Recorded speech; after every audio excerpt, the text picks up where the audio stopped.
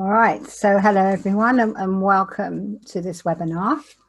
So I'm Sandy Clark-Mays and I do clairvoyant readings for Illuminations Online. Okay, and I'm Mike Mays and I do deep energy healing for Illuminations Online.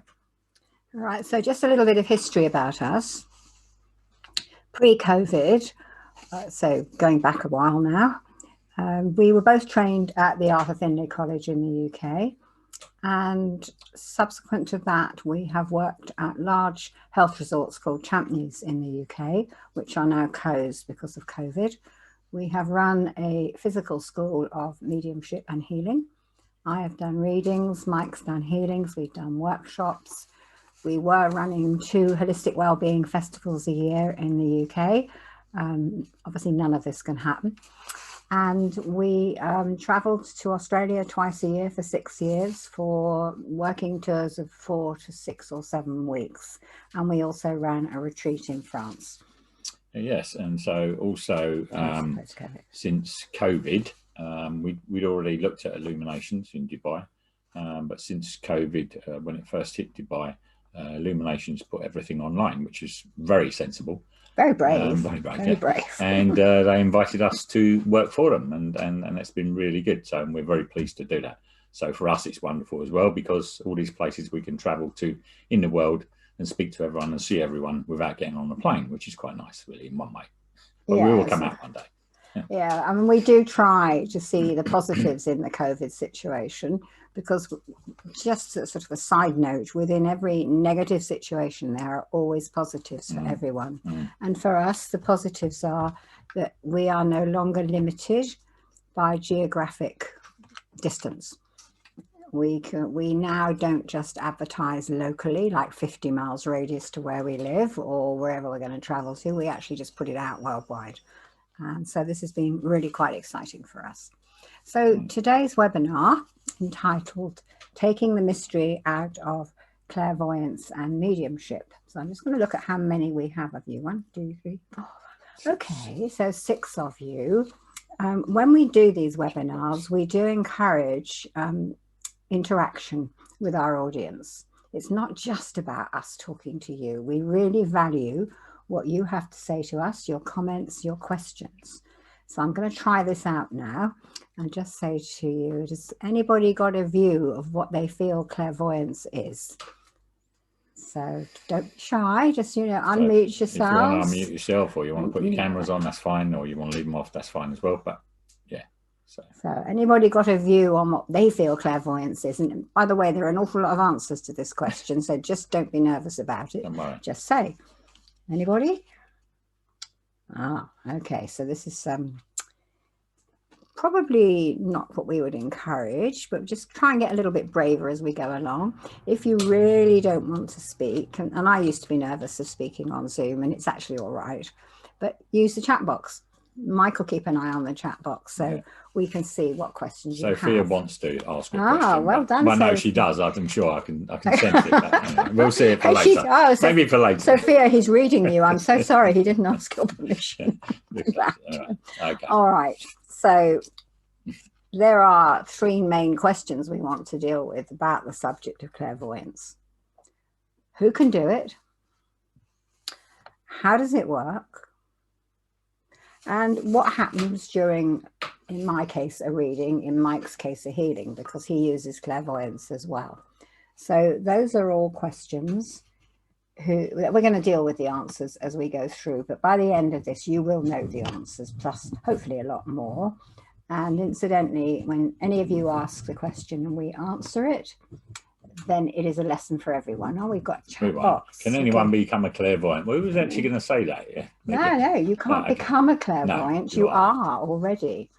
The gift of clairvoyance or mediumship, that's what they call it, a gift.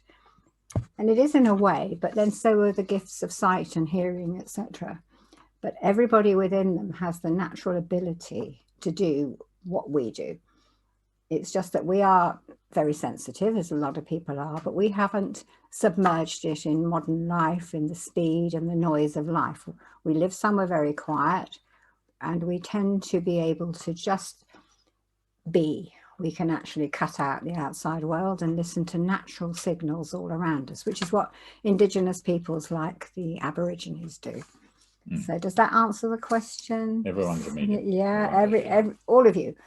We teach this, as I've already said. We're running courses at Illuminations, and we have yet to find a person we can't bring it out of, if you like. If they're willing to do it, they will do it. Absolutely. And it's quite interesting. We love it. We love seeing how people develop.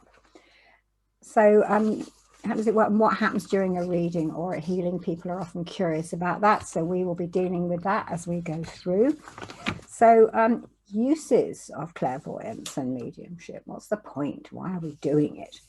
Well, when I do a reading, it's split into two. The psychic, when I read the energy of the person who is my client, and mediumistic, when I bring the spirit world through for my client. And you might think, well, what's the point of that? But it is very revealing when I read an energy field. You all have an energy field, and we're going to illustrate this to you in a minute.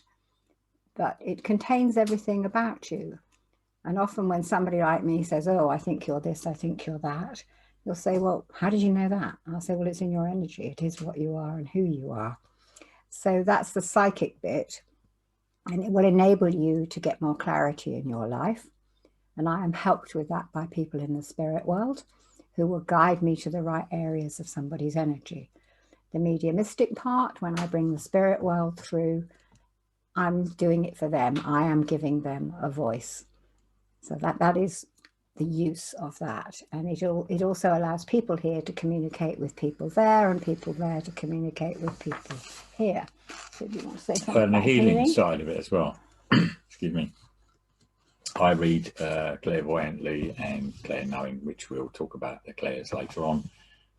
In part of my healing is about, I get clairvoyantly what's happening to the healing, where the healing's going, etc., etc. And we'll talk about that, as I said, later on.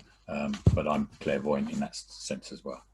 So we're going to try and give you a taste of what all this can mean, not just for us, but for you receiving it or for you doing it. Depends how you want to go. I mean, we will say just at the moment that we said everyone's a medium and everyone's a healer, which is absolutely right. So, okay, so I might do healing and Sandy does the mediumistic side.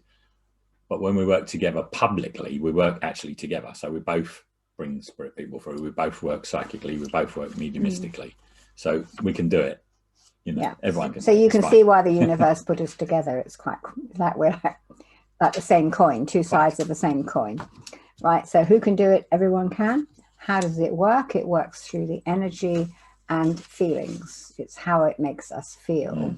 Now, at this point, I want to highlight a difference between clairvoyance, mediumship as one subject and tarot as another. Now, since we've worked in Dubai online since mid-April, and there seems to me that a lot of people go for tarot readings, and that's absolutely fine, don't get me wrong. But the difference is that when we work through our feelings. How does somebody else's energy, whether it's of this world or the spirit world, how does it make us feel? What information are our senses giving us? We never think. Tarot is a lay of cards for the client, and the reader will interpret those cards for the person they're with. Due to their extensive training, they have a lot of options according to what the lay of the card is, but it is a mental process. Ours is a sensory process. So that's the major difference between the two. And if you have a clairvoyant reading, you may expect, if you wish it, the spirit world to be involved or come through, be identified. With tarot, that shouldn't happen. They're clearly defined areas. So let's have a look at how all this works. So Mike's going to put up an illustration on the screen, a rather strange drawing. So you'll get used to this. We use this a lot. We use stick people, they're COVID people. They're not really. They haven't been eating too much. No. You know, and but it's just illustration. This is a human being, and the arrows indicate the input that human being is receiving from the outside world. So the seeing, the hearing, the touching, the smelling and the tasting, your normal physical senses. So this is how a human being is, as most people perceive it. In fact, there are those people who actually are even not aware of their senses properly. But we're going to kind of build a picture here of how much of a receptor you really are. So this is a human being with the senses, sensory input coming in, and every single physical sense is connected into the nervous system and sends signals to the brain. So if we can have the next one. Oh, where's the next one coming up? Allow me to do it. Get in. There we go. So this is an illustration of a human being with its energy field around it. And you'll see those shining rainbow lights down the middle. Those are the chakras, the energy or control centers of the physical body and the energy system. And they are absolutely key to how we operate, because we don't just operate physically as human beings, we operate energetically. And the energetic input comes in through those chakras and into the nervous system. So I'll risk a question to you again. Is there anybody here who doesn't understand that they have an energy field? Anybody wants that explained to them? Let me check the chat box just in case. Oh, I'm going to get rid of that and go back to... Oh, let's go back. Does anybody want to ask a question about energy fields? Or chat about anything or whatever. If you do, just unmute yourself and say. You all know you've got an energy field, yeah? Okay, so we'll... And the chakras, yeah. Then we'll move on. Okay. So we've established that. So if I could have the next one up, we're just going to illustrate how the chakras integrate with your nervous system. Right. So this rather strange picture is the chakras are the colored like flower-like things. Those are your energy control centers. And if you notice, they are the colors of the rainbow. The rainbow is very important in this world. But for this, the point of this illustration, you will see that behind each one, there is a group of nerves. So anything that comes in through those chakra centers will go into the nervous system, up through the main nerve column, up to the brain, and it will form an impression for you. And that is these are all your inputs as you move along your life on this planet. Your senses and your energetic chakras inputting information. And that's like your sat-nav of life. Because your energy field is your spirit. It is your soul. And that energy field of yours joined your physical body, which your mother was growing for you while it was in her womb. And the body is then born and carries your energy field or your spirit through your lifetime. And that's why it's important that we have the senses, because that's our sat-nav. When it comes to the end of our time on this planet, however long that may be, those chakras release the energy field back into the spirit world. The physical body remains on the planet and is disposed of like an old car, if you like. But our energy field is our spirit. It is the main thing. It is more important than our bodies, believe it or not. And it takes, actually, if you know about it, just as much maintenance as our bodies do, but that's actually another subject. So there we have daily life and the integration of your spirit, your energy, your physical body, and your mind. And you probably, and I think in Dubai they use this expression too, mind, body, and spirit. And this is what we're talking about here, is a total integration of all those things. And obviously, get rid of that. I think we can get rid of the diagram. Yeah, we will. I think they've seen enough of that. There you go. So okay. Daily life of integration of mind, body, and spirit, and also with the healing. Again, it's rebalancing and synchronizing, if you like, your energy system. So making your energy whole again, making it grow, because of the bombardment and everything that comes into it. We need that energy field to be regenerated, if you like.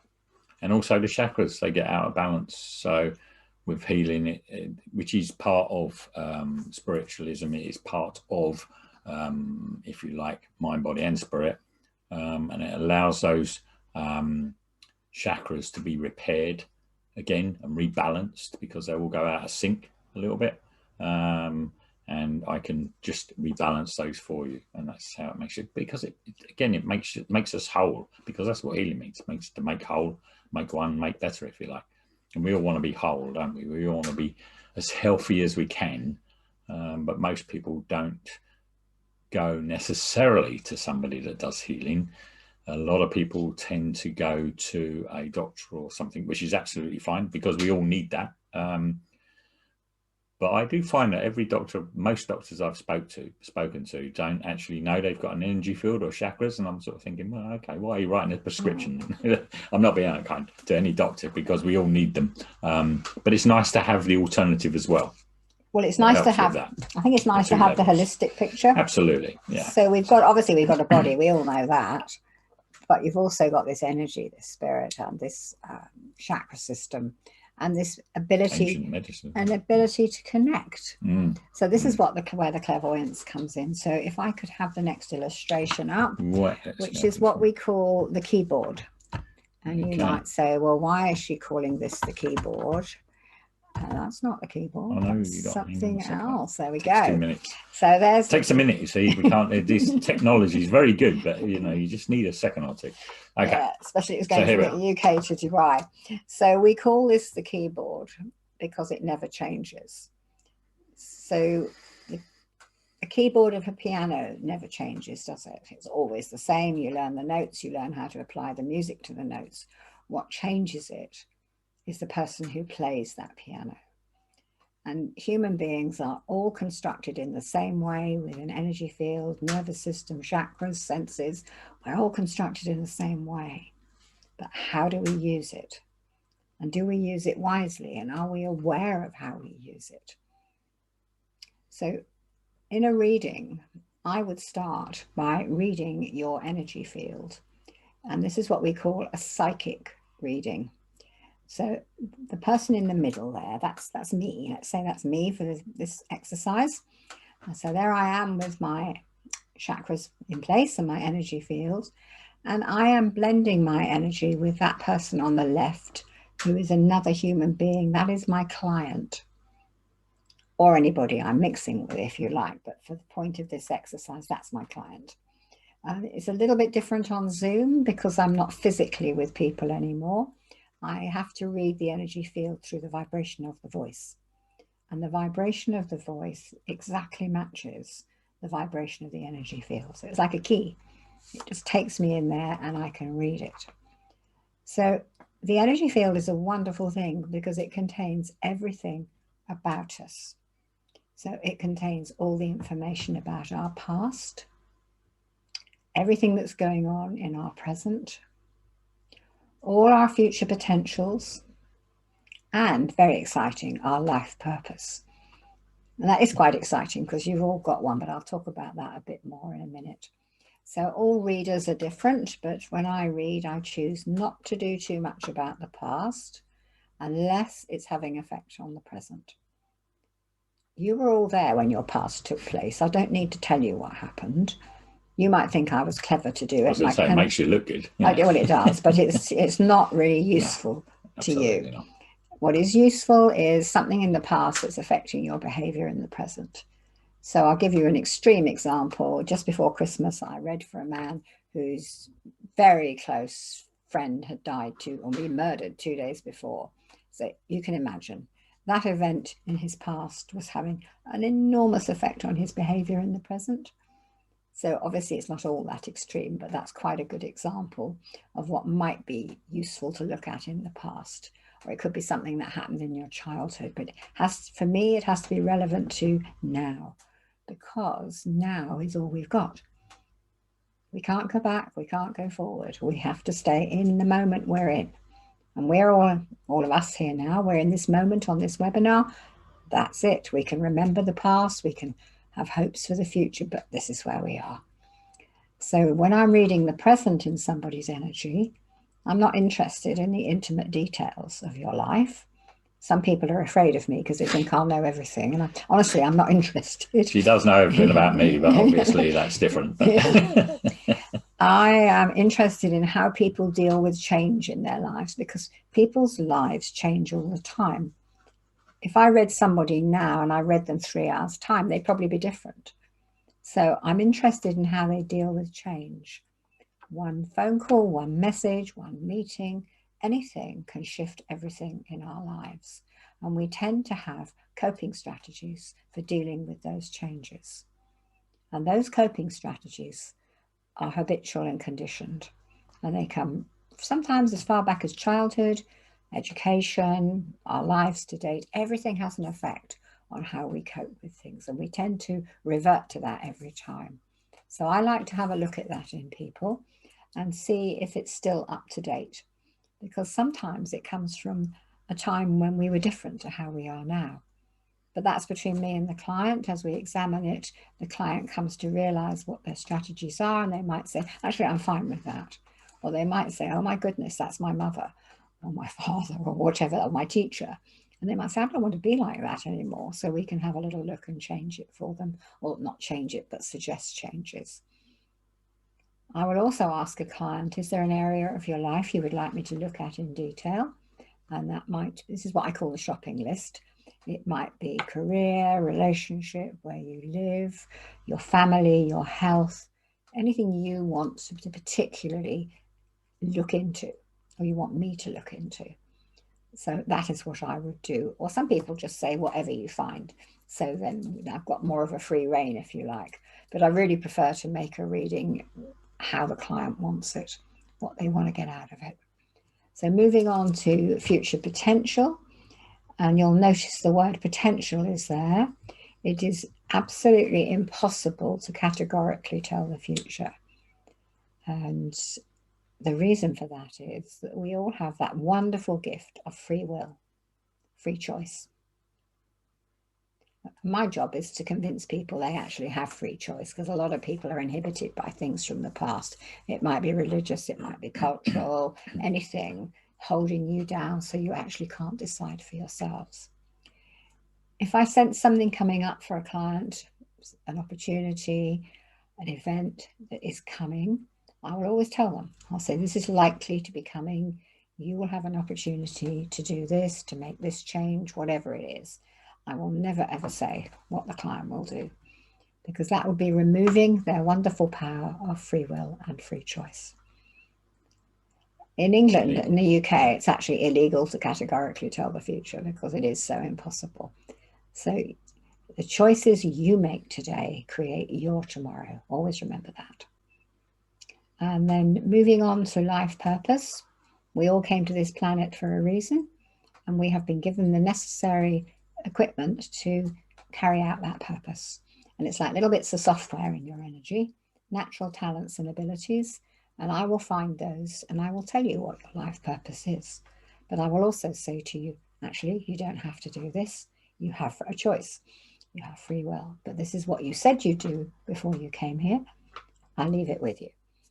So you can see I'm not setting out to rule people's lives. I'm just offering possibilities, empowerment, because choice gives us power. And as human beings, we can be very powerful in our own lives. So that is what we call psychic reading, when one human being reads another. And I am helped with that by a couple of people in the spirit world who've chosen to help me. They are joined by people who in the spirit world who belong to my client, friends, relations of theirs who've already passed back to the spirit world. And I will hear things in my head like, tell her that, ask him that, talk about that. And I'll keep going with that. And then it will become apparent after a while that one of those people belonging to my client will want to come forward and be identified. And I'll always check with the client at that point. But that blend between, that Mike's illustrating there, that blend between me and the spirit world becomes stronger. And I know there is one person pushing. And if the client agrees, I will let that spirit person come right into my energy. And I will pick up information from that blend of energy. The same way I've picked it up from my client, I will pick it up from them energetically. I will pass it to the client until such time that the client says, oh, I know who that is. I won't have a clue. I'm just relaying information. Once the client knows who I've got in the spirit world that belongs to them, then that person can actually give their message and say why they've come. So you might think this all sounds rather complicated, but you're already doing some of this. You know that feeling you get when you first meet someone? You like them, you don't like them, you're comfortable, you're not comfortable, or maybe it's a place or a house or a room. That is because your energy is blending with the energy of another person or another place, and it's forming an impression. With you, probably, I shouldn't make assumptions, but probably it's still subconscious. But once you learn to do it consciously, then that's the point when you can do what I can do. So it's based on impressions passed through the energy. But there are other effects that can be felt, which Mike's going to talk about, of the one energy on another, the effect of another human being's energy. You want to talk about that? Yeah, just another effect that people have on the human's energy. And again, it's again about the healing and the stuff like that, and the bombardment. It's about, if you think about every day we are being bombarded with all sorts of things, whether it be news, whether it be friends that are not very nice, whether it be a partner, whatever it is, whatever's happening to you in your life, we're getting bombarded. Our energy fields are getting bombarded, basically. So all this stuff's coming into you, making your energy field shrink, if you like, a little bit, and it's unbalancing the chakras system. It's making the colours and everything go a bit dull. So we need to repair that, if you like, and that's where this part of the mediumship comes, with the healing side of it comes in. You know the old saying, it gets on your nerves, right? That's literally what it's doing. It's sort of getting on your nerves. Everything gets on your nerves. So it's coming through the nervous system, through the energy field, into your chakras, up to the brain, and it's all being bombarded. So with the healing side of it, it allows that bombardment to be alleviated, if you like, a little bit. It repairs the energy field. It makes it big, strong, whole again, if you like, and energizes the chakras, puts them back into balance so that we feel whole again. This makes sense. So it's all part to do with that. And this is all part to do with the mediumistic side as well, because the way I read that healing side, if you like, is when I'm doing my healing, I see clairvoyantly and I know clairknowingly, like, which we will go into the clairs later on. Now, actually. We're going in now, actually. Yeah, I just want to put them up. Yeah, sure. And I will then be able to see that, feel that, know that, and be able to speed them up a bit, slow them down a bit, and actually rebalance them completely. So if you like, I'm going through the energy field with, you know, through your system, if you like, and repairing it all. And again, this is done because we're on Zoom now. It doesn't matter whether I was sitting next to you or whether I'm in another country, which I am completely. It really doesn't matter, because energy has no barriers, no time, no space. So if I set out an intent and I do this healing for myself, or for you, I will just put myself into that nice space, and I will send that healing to you. So if I just know your first name, I will just say that first name, and then I'll put out that healing to you, and it just passes through me and goes straight to you, because it has no barriers. And then afterwards we talk about where and how the energy's gone and what's happened to it, and what's affecting you and how it's affecting you and how you can manage it. So we're going to talk about these clairsenses, because these are the ones that everybody has. So how many, if anybody wants to answer this, so we can go back to general screen. How many senses do you think you've got in total? Anyone? How many senses? Just put your 20, 40. Put it in the chat box. Do what you like. Stick your hands up. There's no prizes for being right, by the way. I can only see Sophia, so everyone else is up. 5. 5. 6. 6. Any advance on 6? So 6. You says 6. Oh, right. Well done. Okay. Sort of. Hang on. Are you 6? Yeah. Are you 6? Yeah. Okay. All right. So those physical senses, which is what you're probably thinking about if you say you've just got the 6, are what enables your energy field to pick up signals from the world around you, your sat nav, and your energy field allows you to pick up energetic information from other people around you. So there's all this input going on, but it's quite easy at that level because we're all human beings dealing with each other. Now, when the spirit world come in, that blend of energy you saw between a spirit person and my energy, there's a problem because they vibrate high, fine, and fast. We vibrate long, slow, and heavy because we've got these bodies weighting us down, weighting our energy down. In order to bridge that gap, we have another set of senses, another 6, which are the clair senses. So you've got 12, basically. You 6 have physical 12, and 6 you've all got them. mediumistic, if you like, whatever you want to call it. Okay. All right. So right. Do you want to talk through these? Right, can be, yeah. Yeah. I'll have a rest. You talk through them. So let's look at number 1, clairvoyance. And that's used an awful lot. You know, you hear people saying, I'm clairvoyant, I've got a demonstration of clairvoyance. It is just one of your senses. Not everyone's clairvoyant. You know, you can still be a medium without being clairvoyant, if you like. So clairvoyance is clear, clair meaning clear, French word for clear. So clear seeing, objectively and subjectively. So there's 2 types. So subjectively is in the mind. So Sandy would see or see a spirit person or whatever in the mind. Objectively is out in the room. I see them on planes, out in the room, at funerals or whatever, like I'm looking at you. It really doesn't matter. What matters is the fact that you're using your clairvoyance, and that's all it is. So subjectively and objectively. Clairaudience is another one. You may have it, you may not. Every medium may have all of these, or they may have a few of them, or, you know, so it really doesn't matter. Clairaudience, clear hearing, audience being hearing. Again, objectively and subjectively, you can hear it in the mind, if you like, somebody talking to you, or a bit like me, you can hear it outside. Often say, what did you say we talked about? And I haven't said a word, but I can hear the chattering. So I know there's somebody or something trying to get hold of me. So, which is, it's quite fun, really. I quite like it anyway. Clairsentience is the feeling. So you get feelings maybe from how somebody passed. You might get pain, you know, heart problem or scrunchiness in the head or whatever it is. You may get feelings, maybe they can't walk properly. So you may get leg pain or whatever.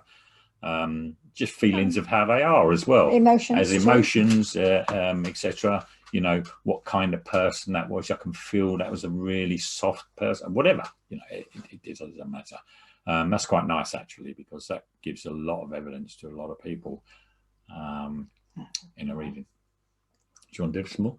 You want me to do some more? Yeah, you carry on. Okay. Clairolfactience. You don't know what that is. That's smelling. So, for example, sometimes when we're demonstrating or whatever we're doing, you may get a smell of cooking, and it tells you this person used to do a lot of baking, cooking, or whatever. But a lot of people get, and I've had it myself, pipe smoke, tobacco, or just ordinary tobacco smoke, or cigars, cigarettes, that sort of thing. So you know this person was a smoker. Perfumes, another good one. You quite often get perfumes, and if it's really good, if the spirit person can really manage it, you'll be able to say, oh, that's Chanel number 4 or 5 or whatever it is. I don't know.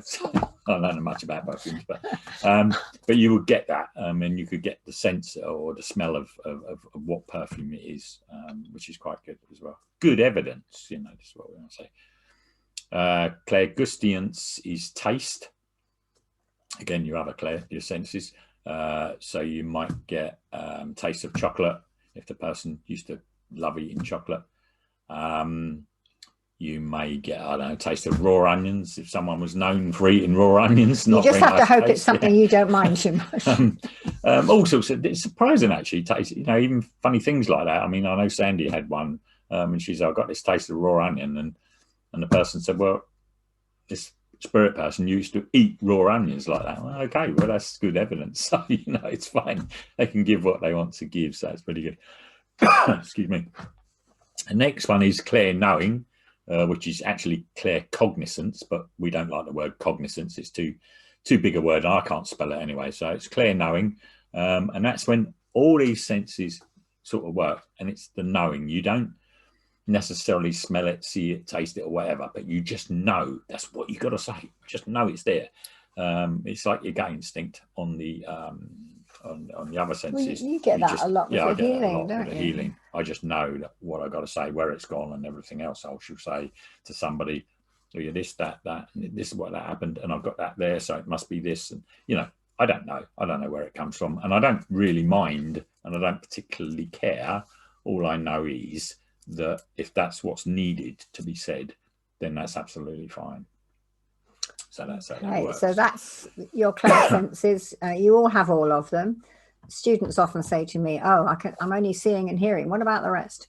Well, it's just they're still being brought out a little bit, and it is the spirit people who choose which of your clairsenses they're going to use. And by the way, this is being recorded, so you will get a recording of it if you wish. So you don't have to worry too much about forgetting something or you can always talk to us. Okay. Right, I think it's time we stop for questions. I think it's so time hopefully they're feeling a bit brave. Hopefully you're braver, yeah. Hopefully, if you want to talk to us, please do. You don't have to turn your screen on if you don't want to, as long as you unmute yourself or whatever you want to do. And if you want to talk to us, if not, you put the chat box up. But there's nothing in it. So anything we've said so far, or anything about anything, any of to do with this subject.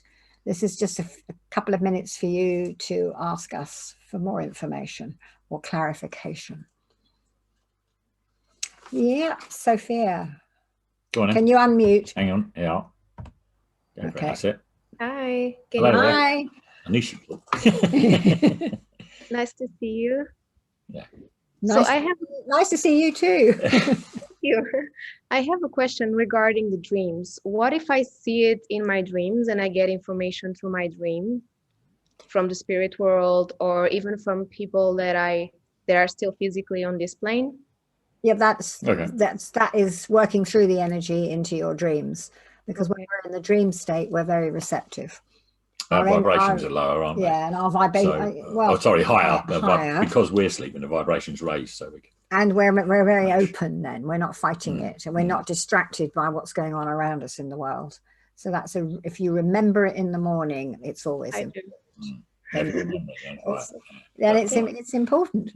That's how they inspire you and try to help you. Because one thing that the spirit world do want to do is help us. All right. They'll give you anything to knock on your door just to say, hello, we're here. Are you going to work with me now? Are you going to do this? Are you going to listen? And that's because they just say there's nobody listening. Most of us don't listen, really. I mean, I never listen to Sandy, No, I know. Right. But we don't listen. We hear, but we don't listen. Like we see and we don't look. Okay, so was that another question in the box there? Did I see something in there? Let's have a look. Can one master all these senses? The answer to that is yes.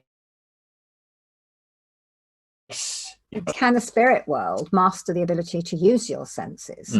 We always need to look at it from the other side. Spirit people have the same difficulties as people here in the communication field.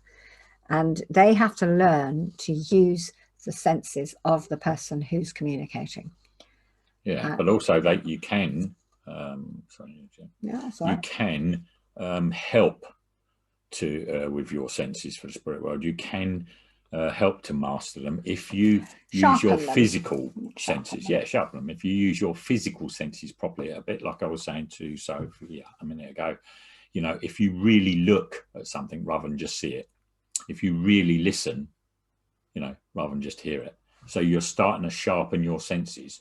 And 9 times out of 10, if you're sharpening your physical senses, you will find that your other senses, your spiritual side senses, your clair senses will actually start to heighten, if you like, and get better. So the answer to that is yes and no, but yes, in theory. Yeah, you've all got all of them.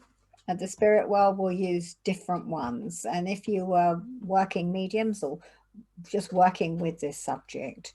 It's a bit like playing the piano. You get more fluent with it, you get more used to it. And the spirit people are the same from their side of it. They get more used to it. They get cleverer at dealing with us as we get cleverer at dealing with them. It's familiarity. It really is. But you know, you've all got it. It's, yeah, everyone's a medium, everyone's a healer. That's right. So any other questions? Let's see, is the box, we've done that. All right, so I just want to move on. I want to stop and clarify something here. We've talked about spirit people a lot, but I want to clarify exactly what a spirit person is. So it's the energy field of someone who's been on this planet and had a physical life like we are. The physical body has died, their vehicle has died and been disposed of. Their energy has been released by their chakras back into the spirit world. So in other words, a spirit person is an energy field, and contained in that energy field is all the information about their life, their lifetime, which is why when they blend with a medium like Mike or I, they pass on to us details of that lifetime so that the person we're talking to, our client who knows them, will recognize them. So they give what we call the evidence. But that is what a spirit person is. And somebody said to me, I think it was yesterday, somebody I did an evidential session with, and she said, and she's obviously very sensitive and very aware of spirit, but she's afraid of them. And I said, what are you afraid of? Because you're a spirit person. The only difference is at a moment you are inhabiting a physical body, but your spirit, your energy is a spirit person. You came from the spirit world, you'll go back there. So, are you scary? Are you going to frighten people? And she said, no. I said, there you go. Yeah. And there is, in fact, between 20 and 25%, I believe, part of our spirit in the spirit world at any one time. That's why they talk about a higher self, and to find your higher self. So we are part still in spirit a little bit. So, you know, it's fun. Yeah, so hopefully this is sitting well with all of you. And I just want to say, if anybody's worried about any of this, the next question time, please ask or put it in the chat box. I don't want anybody having nightmares tonight because of this, if you don't mind. That's not what we're here for. Now, I want to have a look at something now with you, which I call the backstage crew. So we're going to get another illustration up here. If you hang on 1 second. Go to the next one, which is there. Bang. Come on. Oh, there it is. All right. So this is what we call the backstage crew. So that line in the middle is the line between this earth and the spirit world. The egg-shaped blue blob is a medium. And that medium, when we're working as mediums, we sit on the line. Our energy sits on the line between the spirit world and here. So we are open to spirit people coming to communicate. So that little cloud-like thing there, that's a spirit person. And if I'm the medium, that spirit person is blending with my energy to give me information, either for my client, which is there, or for somebody in an audience if I'm doing audience work. Right, so that's the only person I want in my energy at that point. However, my backstage crew is organized by my doorkeeper, who's over there on the right, keeping away from me when I'm working because I don't want him in my energy at that point. But he's the one that's masterminding all of this. He's made sure that that spirit person who's with me knew where I was going to be and that I was going to be able to access a loved one of that spirit person who's my client or somebody in the audience. So the spirit person has come with their own guide who's brought them to the meeting place, if we want to call it something human like that, so that it's all absolutely organized. I don't have to worry about any of it. And I know there will always be spirit people waiting to come through me. And that can be a problem. We can have too many. And if I say I have 10 of them trying to get through, if I'm doing an audience, well, if we, you know, if that audience, if each of them has 10 people in the spirit world, you know, I've got 100 people trying to get through me. I don't want that. I'm not going to manage it. So I have a contract with my doorkeeper and I've laid out terms and conditions of how I work, and I work one at a time. I rely on him because I know who it is. You don't have to, but I do. And I rely on him to sort that one out. So I don't expect to have any trouble. And I have various other rules that I've set up, contract rules that make my life as a medium easier. So he is back there and he's managing everything. Now you'll see there's a couple of other guides floating about. There's a healing guide and there's a teaching guide, because I do both of those. But again, the doorkeeper's the one who sorts it all out. So he's going to say, oh, she's doing a Reiki tomorrow. You better come in, healing guide. She's going to need you. Or she's teaching one of her classes at Illuminations tomorrow. So the teaching guide had better trot along and have an input into this. All of this is going on behind me. So if you were my client, I was reading for you, you'd never know. It's a bit like an opera singer who's singing a solo, the only person on the stage. That's all you see, it's all you hear. But behind that singer is a whole backstage crew managed by the stage manager. But the audience don't have to see that. But the person who's doing the solo needs to know they're there. So that's how it all works out, because people often say, oh, how does the spirit person know when to come, or whatever? And there's something else that's happened, is that the spirit person's guide will have spoken to my doorkeeper and found out which of my senses, my clair senses, I'm best at. Now, the spirit person's got free will, and they might say, well, I don't care what she's best at, I want to use this. But my doorkeeper will have said, well, actually, she prefers clairsentience and clair-knowing. She'll do the rest. And I have to say, predominantly, that's what I tend to get, with a smattering of the others. But this is what goes on behind the scenes when you're working as a medium. So it's quite complicated, but it's very efficient. I think the spirit world have got the best internet ever, because everybody knows everything, and it works really well. So that's quite complicated perhaps for you to absorb, but any questions on that or any comments? Are we all right on that? Anything in the chat box? Nope. Okay. All right. Okay. So this is all about communication. It's all about... Oh, hang on. Oh, we've got one. The quality of the spiritual helpers vary. Oh, good comment. Question. Who did that? Which one was that? Where are you? Oh, there. Okay. Yeah, it's like human beings. We vary, don't we? And every medium is different. Every human being is different. Every helper is different. And this raises quite an interesting question, because there are different levels in the spirit world. And most of the people in a backstage crew will be quite close to this world. They won't be what we call higher beings. So higher beings are people like Buddha, Allah, Jesus. They're elevated. They have gone up a long way in the spirit world. They will come and help.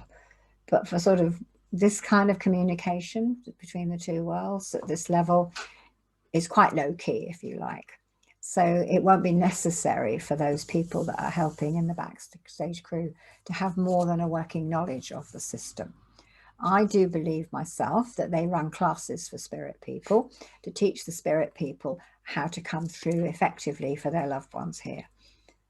In the same way, we run classes for people here to bring on their mediumship. I believe it's the same the other side. But yeah, they'll be told to be civil, and they won't be horrible or anything like that. They won't be allowed to come through and give horrible things or do horrible things. No. So there's law and order there. Yeah, so it's fine. You know, it's absolutely fine. I'll give you a quick example of the law and order. My ex-father-in-law, very arrogant man, really mouthy, loved to sort of stand there and say how great he was, etc. And when he passed, he and I would have great conversations about what I did and what he believed. And I was sure that when he passed, he would come through really quickly, because that's the kind of man he was. He'd have had a load to say about it. It was months before he came through. And when he finally did, it came out that he hadn't been allowed to come before, because he had to learn humility before he was allowed to communicate with this world. So I thought that was really interesting. He was very non-resentful of that. It was, but it made sense to me. So the exchange of information between the two worlds is very important. The input from the spirit world for me when I'm psychically reading, or for Mike when he's analyzing where the healing is going, which spirit people are bringing the healing through, that knowledge, that communication is really, really important. And not so much for you, because you don't have to, in the healing, you don't have to prove who it is. I feel when I'm reading for someone and giving a message from a spirit person, I want my sitter to know who it is. I really do. I really want that evidence to prove who it is, so that so that it's sound, and they'll go away thinking that was definitely my mother or my husband or whoever it was. So there's probably picking up here that there's quite a lot of things that are important when we're doing this job, but it doesn't take away from the fact you could all do it if you want to. Right. So just moving along, so I've just noticed what the time is. We've run away a bit. Why would you have a reading? Why would anybody want to come for a reading? And there's so many answers to that question. There are as many answers as there are people. But typical, I'll always say to somebody, what do you want to get out of this reading? And often they're going to say, I want to know who I am. I've lost track of who I am. I feel that I have reached a crossroads. I just want some direction. Or they want to know what their life purpose is, or they want proof of life after death. Lots and lots of reasons. But I will always ask at the beginning, what do you want? And I will endeavour to make sure that the client gets what they want from a reading. And some of the things I get in a psychic reading, they'll say, I knew that already, but I'd forgotten. Or I'll say, well, I believe you have, for example, a creative side to you and you're not using it. And they'll say, how do you know that? They know it. They're just not doing anything about it. So it's like little nudges to sort of perhaps make people think a little bit about how powerful they are, how important they are, because everybody's important.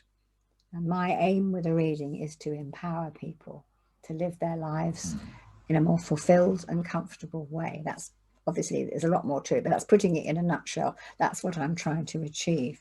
So what are you trying to achieve with your healing? To make people better, to make them whole, and to make them one again. A lot of people, especially at the moment in the world, have all sorts of problems with, whether it be depression, whatever it be, basically. But realistically, I want to be able to get to you before anything goes wrong.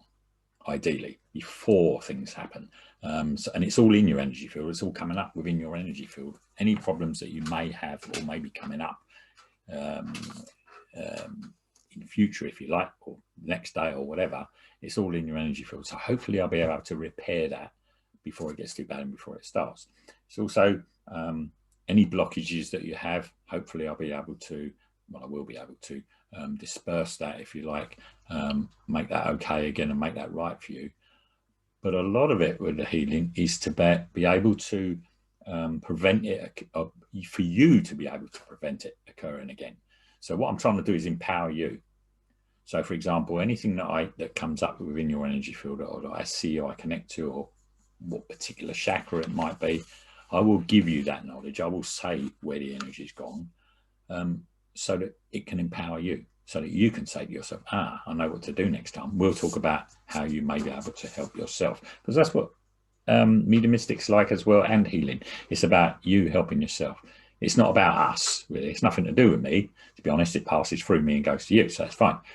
But it's all about that, and it could be anything. Again, like a reading, it could be, I don't know what I'll find, but whatever it is, there's never anything that bad or untoward, because if you had an illness, right, I might find it fine, but that would just make me look good if I said about it. It's not actually doing anything. So what I try to do is actually give you the wherewithal of how you can help yourself and how you can manage it when you leave the healing. Basically that's and what we've both been describing about what happens in one of our sessions, we couldn't do any of it without our clairsenses, because we both rely heavily on information from people who've passed to the other world, who see the bigger picture of everything, who help us do the job that we're doing. But we do rely on that, and that's where the clairvoyance comes in, and all the clairsenses, is it enables us to operate efficiently, hopefully. We do the best we can. Yeah, and although they can't sort of interfere as such like that, if through us, say it was healing, for example, or whatever it was, I could sense something and then give you that, and I could advise, if you like, how you could help yourself in the future. So it's empowering you. So you're doing it for yourself. So they're not actually getting involved, but in a funny sort of way, they are. If you see what I mean. In a subtle way. In a subtle way. Still leaving you with free will. Absolutely. So then you could either go away and say, no, that's not true, or I'm not doing that, or you go away and say, do you know what? I think I'll try that next time. You know, and it can be anything. I can find all sorts of things. It really doesn't matter. Just quick example. One quick example. I was working in a health centre and I was doing someone healing for someone, and it was the sacral chakra, which is the reproductive centre organ, that was really all out, completely out of balance. And I put that back into balance, and I said to this lady, look, I don't know what's going on, but I said your sacral was well out. And she asked what the sacral was, and I told her, and she said, I've not said anything to anybody. You're the first person. I only found out this morning I was pregnant. So that's why the sacral was that completely out of balance. But and it's all right. It was fine, and we can just put it back together. And like I said, well, maybe we want to try a little bit of this now, a bit relaxing, whatever. It's fine. So do you see what I mean? It's empowering you. Right. Okay. Well, we're going to go back. We're going to toss it back at them now for a couple of minutes. So this is your last opportunity for questions of any kind or comments.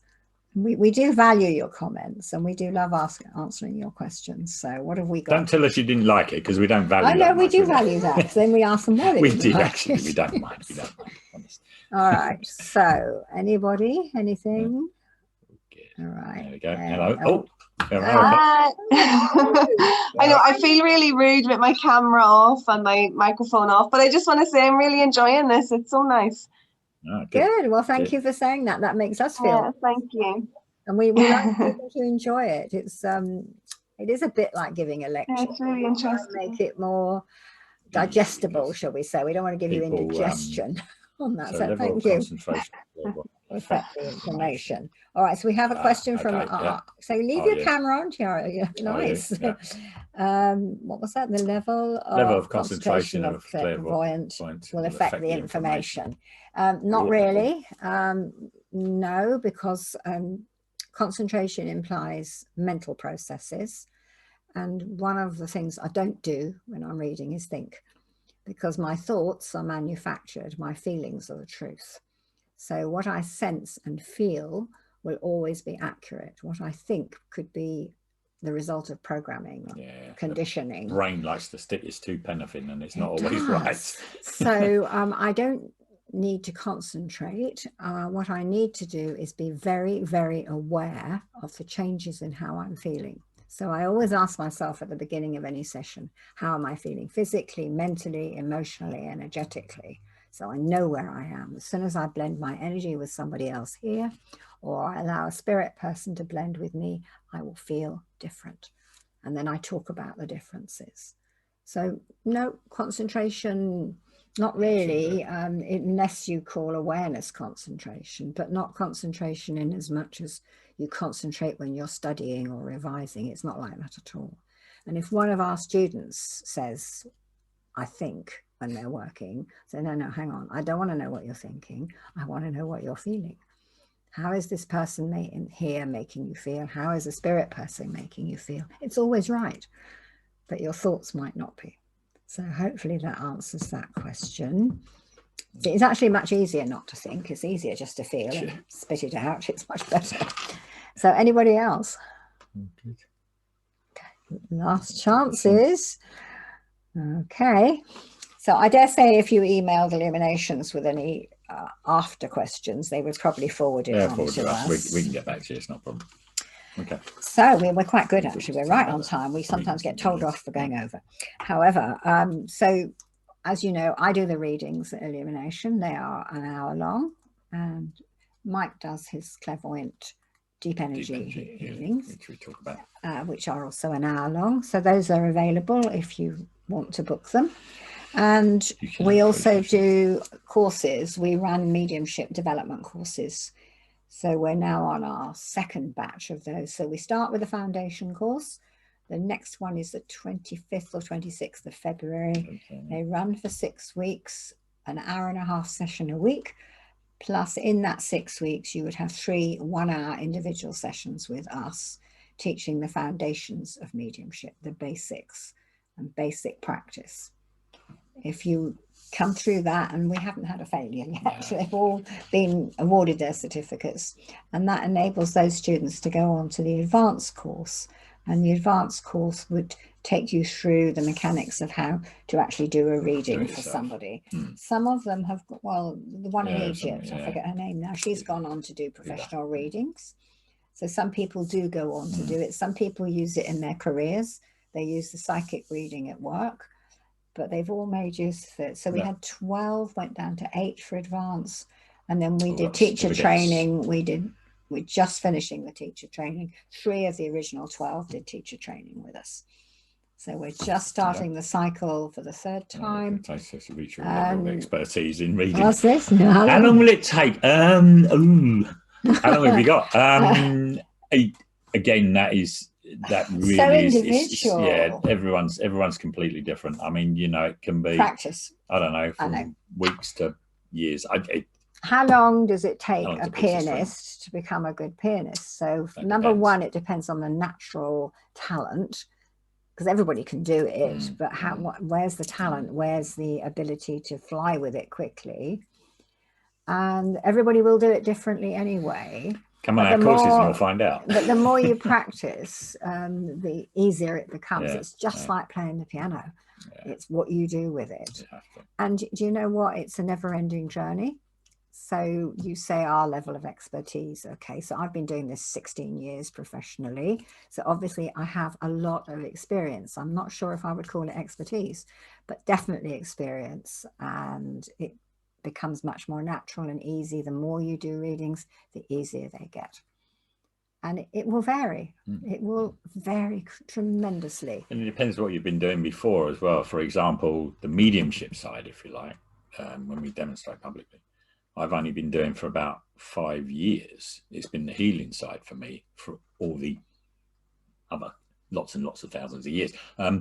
But I consider myself to be reasonably good at the mediumship side, and that's probably because within the healing side I was still using the energy and still working with spirit, so I had a bit of an advantage. So it's just who knows? Yeah, well, that's true, because when I met him, he was only healing, and I realized very quickly he had a strong connection with the spirit world, and he could easily do what I was already doing. So on a trip to Australia, we'd done a talk together, and then they said, oh, Sandy's going to do the demonstration of clairvoyance. And I said, oh, and today Mike's doing it with me. But I hadn't told him, told him at all. Threw me in the but deep he end, was fine. I knew he would be. So who knows? I mean, it's a really difficult question to answer, but I think everyone's got it, and everyone's got the ability to do it reasonably quickly. It just depends. There is another thing there. If people have a target, if people are definitely like, I'm thinking about Candice, one of our UK students, she's just asked me if I will give her some private lessons away from the class, because she's decided she now wants to work as a medium.